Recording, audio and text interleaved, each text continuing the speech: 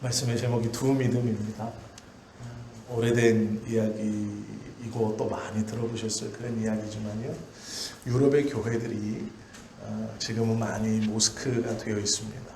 무슬림 인들이 예배하는 그러한 장소가 되어 있는 것을 다 아시죠. 유럽에서도 가장 무슬림화가 심한 나라가 영국이라고 합니다. 영국의 교회의 70% 정도가 이제 유명했던 교회의 70% 정도가 이제 무슬림 사원처럼 변화되었다라는 소식을 얼마 전에 보았습니다. 영국은 토마스 선교사가 약 100년 전에 우리나라에서 들어와서 대동강에서 쪽복음, 즉 성경 요한복음을 전해주던 그러한 나라입니다. 또 감리교와 성결교의 출발이라고 부르는 이 존 웨슬리도 영국 사람입니다. 우리 성도님들은 접할 기회가 없지만 목회자들이 이 설교학을 배우면 제일 먼저 그 설교학의 이론과 또 그 설교학의 실체인 설교를 따라서 하게 되는 사람이 스펄전입니다. 20세기의 가장 강력한 설교자라고 말하는 이 스펄전 또한 영국인입니다. 영국은 기독교사에서 세계적으로 내노라 하는 수많은 목사님들 또 신학자들을 배출했고 너무도 아름답고 큰 일을 감당했던 그러한 나라입니다. 그러나 그러한 나라가 어느새 많은 무슬림들 그리고 기독교는 또 그에 반해서 큰 힘을 쓰지 못하는 것이 오늘날의 모습입니다. 왜 그럴까 이렇게 생각해 보시면 영국이 기독교가 한참 부흥했을 시기에 많은 사람들은 하나님에 대한 바른 믿음을 가지려고 노력했습니다. 그래서 성경을 공부하기를 힘썼고 기도하는 것을 힘썼습니다. 그때는 저녁만 되면 교회에 하루 일과를 끝낸 사람들이 교회로 몰려와서 하나님의 말씀을 배우고 또 함께 찬송하고 기도하는 것을 어느 곳에서나 볼 수 있었다고 합니다. 그러나 지금은 너무 산업화가 되고 이제 더 이상 영국인들은 하루 일과가 끝난 후에 교회에 가지 않습니다. 지친 몸으로 가정에 돌아가 조금이라도 더 편안한 쉼을 갖고 있다 잠자리에 들기를 원합니다. 우리도 별반 다르지 않죠. 70년대에서부터 일어난 부흥은 약 90년대까지 하나님의 교회를 기도하는 사람들로 넘치게 했습니다. 제가 초등학교 때 기억하는 어린 시절 저희 어머님의 신앙도 다르지 않았습니다. 식당일을 마친 11시가 되면 집으로 곧장 오시는 것이 아니라 교회로 가셨습니다. 그래서 1시간 정도를 기도하시고 12시 반 정도가 되셔야 집에 들어오셨습니다. 저는 그 모습을 기억합니다. 그런데 저희 어머니뿐만 아니라 그 시대의 사람들, 즉 부모님들은 다 그랬습니다.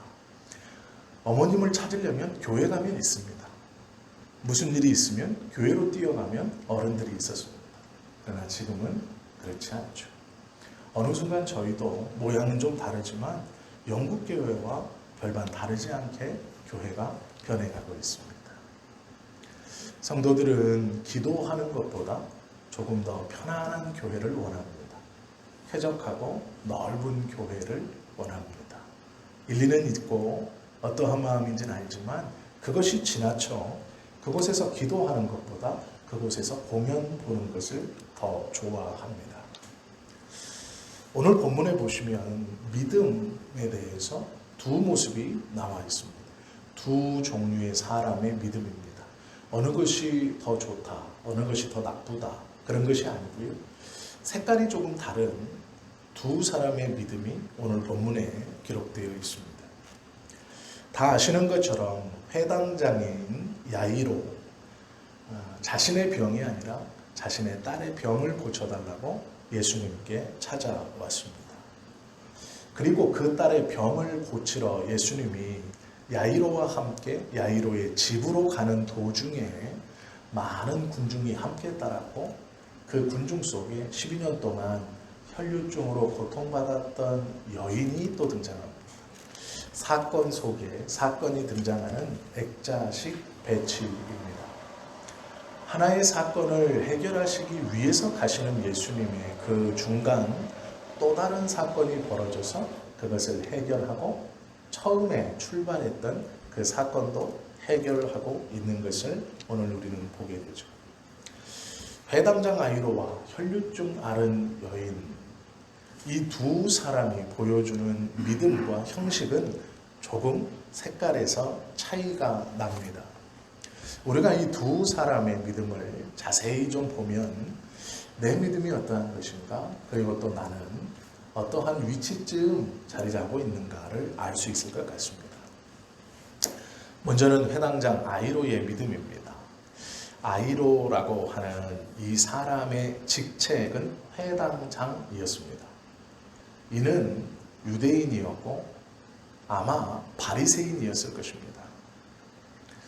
바리새인이라는 말은요, 많은 것을 그 안에 내포하고 있습니다. 하나님의 말씀을 잘 지키기 위해서 바리새파에 가입하고 어려서부터 교육을 받으면서 율법 안에서 자란 사람이죠. 그런데 이 아이로가 회당장이다 라면 몇 가지를 자연스럽게 유추해 볼 수 있습니다.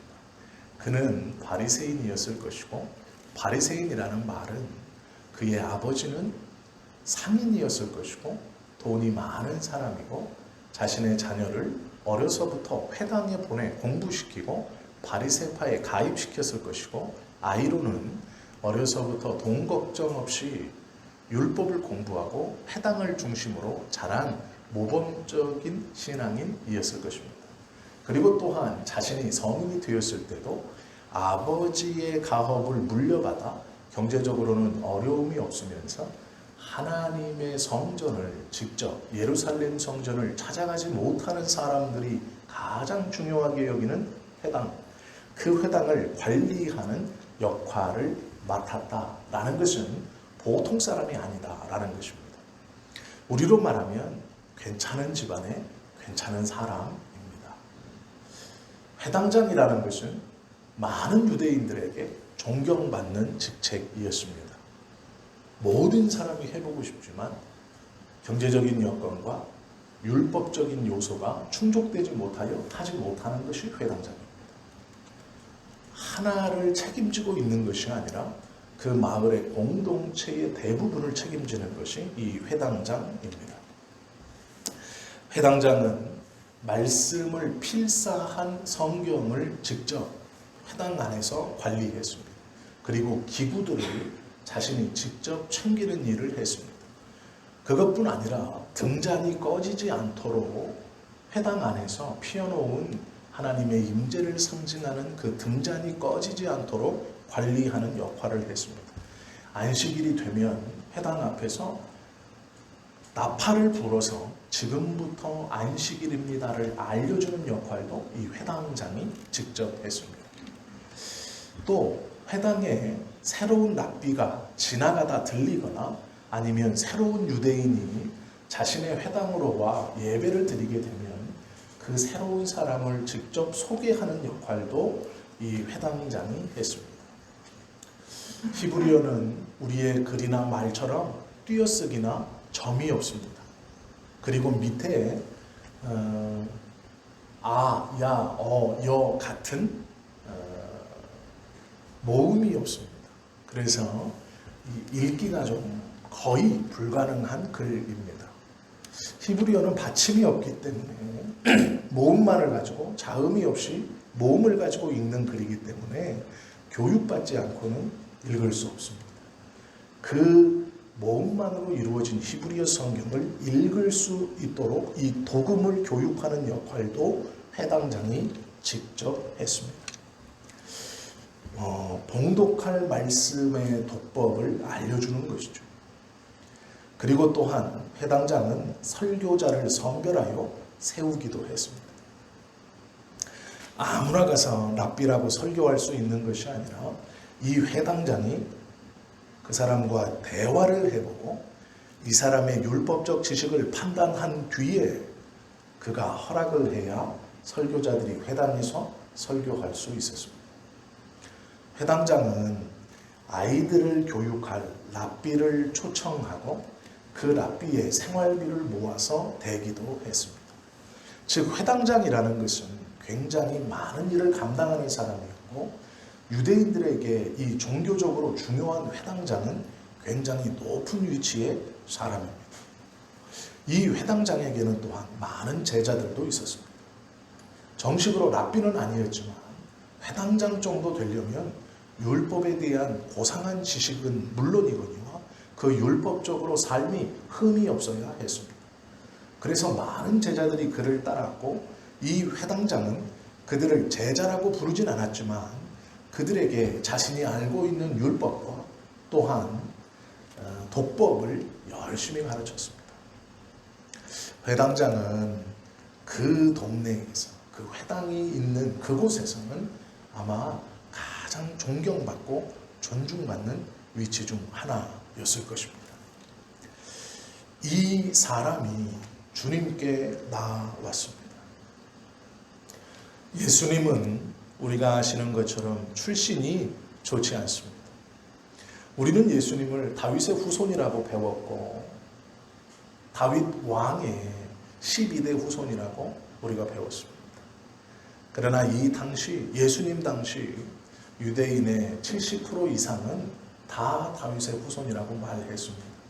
그럴 수밖에 없는 것이, 유다 지파는 12명의 지파 중 가장 큰 지파였고, 그 지파 중에서도 다윗이 속한 지파는 왕족이었기 때문에 훗날에 모든 유다 지파 사람들은 자신을 다 다윗의 후손이라고 불렀습니다.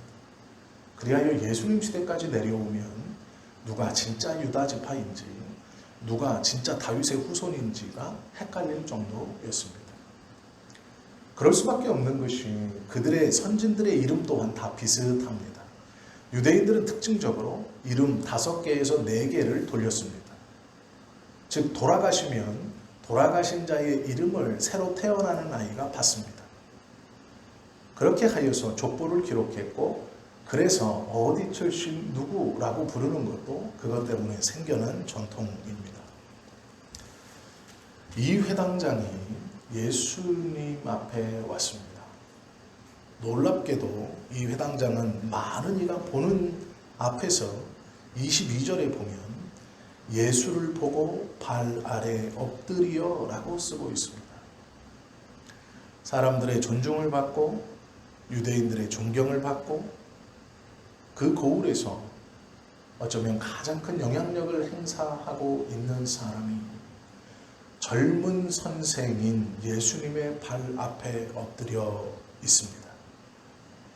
그 상황을 21절에 보면 큰 무리가 그에게 모이거늘이라고 표현합니다. 즉 많은 사람들에게 둘러싸인 예수님 앞에 회당장이 나아옵니다. 아마 사람들은 그가 회당장인 것을 보고 길을 비켜주었을 것입니다. 그가 예수님께 가까이 다가가는 것을 막을 수 있는 사람은 아마 없었을 것입니다. 제자들조차도 밀고 들어오는 무리를 막는 역할을 했지만 그가 회당장이라는 것을 알았을 때 제자들도 길을 비켜주었을 것입니다. 그렇게 예수님 앞에 온 이 사람은 무릎을 꿇습니다. 이것은 쉬운 것이 아닙니다. 30대 초반의 젊은 랍비에게 회당장, 적어도 40대 후반에서 50대는 되어야 할 수 있는 회당장이라는 직책을 가지고 있는 이 사람이 많은 존경을 받고 율법적으로도 흠이 없어야 오를 수 있는 직책을 가지고 있던 이 사람이 예수님 앞에 무릎을 꿇는다는 것은 쉬운 일이 아닙니다. 그것도 많은 사람들이 보는 앞에서 말입니다. 무릎 꿇은 것뿐만 아니라 이 사람의 이야기를 들어보면 23절에 많이 간구하여 가로되라고 말합니다. 예수님께 거듭 부탁한 것입니다. 한 번이 아니라 2번, 3번, 4번 부탁하고 간구하고 있습니다. 간절히 요청하고 있습니다. 그 내용은 병들어 곧 죽게 될 자신의 딸을 고쳐달라는 것입니다. 30대 초반인 랍비인 예수님 앞에 무릎을 꿇고 그는 거듭거듭 간절함을 가지고 이야기합니다. 병들어 죽게 될 자신의 딸을 고쳐주십시오. 예수님께서 그가 회당장임을 알아보시지 못할 리가 없습니다. 그의 그 거듭된 간청을 들어주시기 위해서 예수님께서는 그와 함께 그의 집으로 가시기를 원하셨습니다. 그리고 길을 갔습니다. 가는 중에 혈류증으로 고통받고 있는 여인이 등장하고 그 여인을 해결시켜 준 뒤에 이 회당장은 예수와 함께 다시 자신의 집으로 가려고 했습니다. 그런데 문제는 자신의 집에서 하인들이 급히 뛰어옵니다. 그리고 말을 하기를 회당장 아이로야, 더 이상 예수를 귀찮게 하지 않아도 된다. 너희의 딸이 방금 죽었다 라고 이야기합니다. 아이로가 어떤 심정이었을까? 자신이 회당장이었고 나이가 더 높았고 회당장이라면 바리새인이고 가문도 좋았을 것입니다. 어려서부터 남에게 싫은 소리나 아쉬운 말을 해본 적이 없었던 사람일지도 모릅니다. 그런 그가 30대의 젊은 랍비의 발 앞에 꿇어엎드려 거듭거듭 사정했습니다.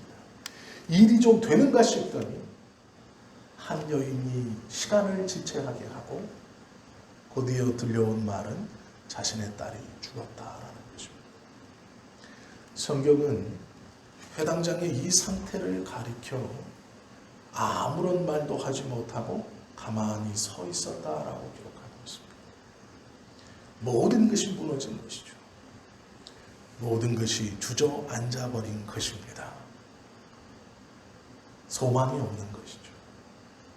자신이 예수님 앞에 무릎을 꿇고 거듭 간청했던 이유, 병 걸린 딸 때문이었습니다. 예수님이 자신의 딸에게 와서 그 머리에 손을 얹고 기도해주면 나을 거라는 그 믿음을 가지고 주님께 왔던 터였습니다. 그러나 한 여인으로 인하여 시간을 끌게 되었고 자신의 딸은 죽었습니다. 아무것도 할 수 없고 눈이 막막하니 절망의 순간 그는 예수님이 옆에 계심을 잃어버렸습니다. 그것이 중요한 것이 아니었습니다. 자신의 모든 것이었던 딸이 죽었기 때문입니다. 더 이상 새로운 것을 기대할 수 없는 상황입니다. 그는 멍했을 것입니다. 아직 감정이 터지지 않았을 뿐이지 어떠한 것으로도 표현할 수 없는 또 곧 무너져 내릴 상태였을 것입니다. 35절을 보십시오. 아직 예수께서 말씀하실 때에 회당장의 집에서 사람들이 와서 회당장에게 이르되 당신의 딸이 죽었나이다. 어찌하여 선생을 더 괴롭게 하나이까? 라고 말합니다. 모든 것이 끝났을 때 자신이 붙들고 있었던 마지막 한 가지가 끊어졌을 때 놀랍게도 주님이 말씀하십니다. 두려워 말고 믿기만 하라. 내가 내 앞에 무릎을 꿇고 수많은 사람들 앞에서 여러 번 간청한 것, 그 이유가 무엇이냐? 내가 너희의 딸에게 가 손을 얹고 기도하면 나을 것이라는 믿음 아니냐라는 것이죠. 두려워 말고 믿기만 하라. 예수님이 먼저 회당장에게 말씀해 주십니다. 그리고 예수님과 함께 회당장의 집으로 갑니다. 집에 가서 보니 회당장의 딸이 죽었으므로 사람들이 그에게 헌화하고 있었고 장례를 준비하고 있었습니다. 예수님께서 놀랍게도 아이가 죽은 것이 아니라 잔다 말씀하십니다. 그러자 사람들이 비웃습니다. 성경은 비웃었다라고 기록하고 있습니다. 예수님께서 죽은 것이 아니라 잔다 말씀하시자 사람들이 비웃습니다. 죽은 것이지 저게 자는 것인가? 저 랍비는 무엇을 보고 있는가? 그 비웃음 사이로 예수님이 소년의 손을 잡고 말씀하시죠. 우리가 다 아는 말씀입니다. 달리다고 소녀야 일어나라 라고 일으키시니 소녀가 일어났습니다. 이것이 회당장의 믿음이었습니다. 이 회당장의 믿음을 가만히 보십시오. 출발은 회당장이 했습니다. 찾아왔고 무릎 꿇고 간구하고 주님과 함께 동행하여서 자신이 문제가 해결되어야 하는 곳으로 가고 있습니다. 그러나 가는 중 절망하고 포기하고 놓아 버렸습니다. 그 다음부터는 주님이 붙들고 가십니다. 주체가 주님으로 바뀝니다. 주님이 먼저 위로하십니다. 두려워 말라 믿기만 하라. 죽은 것이 아니라 잔다 라고 말씀하십니다. 문제의 해결이 회당장이 시작했지만 절망 가운데 아무것도 하지 못하고 있던 그 회당장을 예수님이 붙들고 문제의 해결 장소까지 가 그 문제를 해결해 주십니다. 이것이 회당장이 보여주는 믿음이고 예수님이 회당장을 대하는 모습입니다. 또 하나의 사건이 있습니다. 이 사건 가운데 12년간 혈류증을 앓고 고통받고 있는 여인이 등장합니다. 마가복음 5장 26절은 이렇게 말하죠. 많은 의사에게 많은 괴로움을 받았고 가진 것도 다 허비하였으되 아무 효염이 없고 도리어 더 중하여졌던 차에 라고 말하고 있습니다. 이 당시 예수님 당시 의료 환경은 지금과는 비교할 수 없었을 것입니다. 그러나 놀랍게도 이 당시에 마취제가 있었습니다. 그래서 손발을 이식했습니다. 물론 지금처럼 신경을 다 연결한 건 아니고요. 붙여서 혈관을 연결하고 꼬맨 것입니다. 벌써 그것이 가능했던 의학의 수준이었습니다. 기관지를 수술한 기록이 있고요. 뇌까지 수술한 기록이 남아 있습니다. 뇌를 절제해서 봉합하는 수술도 이 당시에 벌써 행해지고 있었습니다. 결코 낮은 수준의 의료가 아닙니다. 사람의 뇌를 열었다가 머리를 열어서 뇌를 절제하고 다시 그 사람이 살아서 돌아다닐 수 있게 만들어 놓고 봉합한다는 것은 쉬운 일이 아닙니다. 이 당시에 이 수술까지 행해졌습니다. 이 여인은 그러한 의료시설 안에서도 고침받지 못했던 전혀 다른 종류의 병을 앓고 있었습니다. 한두 해가 아니라 12년 동안 앓고 있었다. 성경은 말씀합니다. 병원 치료뿐만 아니라 낫지 않자 주술적인 방법까지도 동원하여 다 고쳐보려고 애를 썼을 것입니다. 구약의 율법으로 보자면 유출병에 해당하는 이 병을 앓고 있는 까닭에 이 여인은 사람들 앞에 나설 수 없었습니다. 죄인이었기 때문에 그렇습니다. 사람들이 많이 있었기 때문에 부딪히고 있었고 누가 누군지 알아볼 수 없을 만큼 밀고 있었던 상황에서 이 여인은 그 틈을 이용해 예수님께 다가갑니다. 그는 야이로처럼 당당하지 못했습니다. 사람들이 길을 만들어주는 것도 아니었습니다.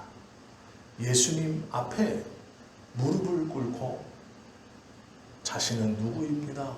자신의 소원은 무엇입니다. 라고 말할 수 있는 상황이 아니었습니다. 27절은 무리 가운데 섞여 뒤로 와서 그의 옷에 손을 대니 라고 기록하고 있습니다. 뒤로 돌아와서 주님이 나아가시는 반대 방향으로 와 가만히 그의 옷에 손을 대었습니다. 그렇게 한 이유가 있습니다. 28절이죠. 이는 내가 그의 옷에만 손을 대어도 구원을 받으리라 생각함이로라 라고 말하고 있죠. 내가 만지면 나을 것이다. 내가 만져만 주어도 나을 것이다. 이 여인이요, 아이로와 예수님이 나누시는 말씀을 못 들었을까요? 아닙니다. 들었을 것입니다. 자신은 예수님 앞에 나아가 무릎 꿇고 자신이 원하는 것을 아이로처럼 거듭거듭 사정할 수 있는 형편을 보지 못한 것입니다. 그런 형편이 아니라는 것을 아는 것이죠. 이 여인은 멀찍이서 회당장 아이로가 걸어 들어가는 것을 보았을 것입니다. 사람들이 길을 비켜주는 것을 보았을 것입니다. 그리고 무릎을 꿇고 예수님께 거듭 간청하고 예수님은 흔쾌히 그래 내가 너의 딸을 고쳐주겠다 하고 함께 길을 가서 움직이는 것을 보았을 것입니다. 자신도 병을 고치고 싶었지만 자신은 아이로처럼 예수님 앞에 그렇게 나아갈 수 있는 상황이 아니었습니다. 그리하여 마음을 먹습니다. 아이로의 딸의 병을 고쳐주신다고 약속하신 저 주님의 옷자락만 붙들어도 나의 이 병이 나을 것이다. 라는 확신으로 예수님의 뒤로 돌아갔고 가만히 그의 옷을 붙들었습니다. 29절은 이렇게 말하죠. 이에 그의 혈루 군원이 곧 마르니 병이 나은 줄을 몸이 깨달습니다. 자신의 피가 자신의 몸에서 흐르지 않는다는 것을 느꼈고 이때 주님이 돌아서셨습니다. 주님은 많은 사람이 밀고 만지고 있었지만 자신의 몸에서 자신의 능력이 빠져나가는 것을 느꼈습니다. 마가는 그것을 이렇게 쓰죠. 32절에 보면 이 일을 행한 여자를 보려고 둘러보시니 여인인 걸 알고 있었습니다. 병을 고쳤다는 것을 알고 계셨습니다. 34절에 보면 그 여인을 불러다가 예수님 앞에 세웁니다. 자신의 힘으로는 예수님 앞에 설 수 없었던 여인이었습니다. 자신이 사회적 배경으로는 아이로처럼 주님 앞에 설 수 없는 여자였습니다. 언제나 뒤로 숨어 있어야 했고 사람들의 눈에 띄지 않아야 했습니다. 그것이 이 여자가 돌에 맞지 않고 살아갈 수 있는 방법이었습니다. 그렇게 보이지 않는 곳으로 뒤로 사람들이 눈치채지 못하는 곳으로 숨어 살아야 했던 여인을 예수님이 수많은 사람 앞에 세우십니다. 그리고 말씀하십니다. 예수께서 이르시되 딸아 내 믿음이 너를 구원하였으니 평안히 가라. 내 병에서 놓여 건강할지어다. 이 말은요, 내 믿음이 너를 구원하였으니 평안히 가라. 뒤로 숨어 사람들의 눈을 피하여 가는 것이 아니라 지금 내 옆에 있는 아이로처럼 사람들을 가르고 당당하게 가라라는 것입니다. 너는 건강할 것이다 말씀하시는 것입니다.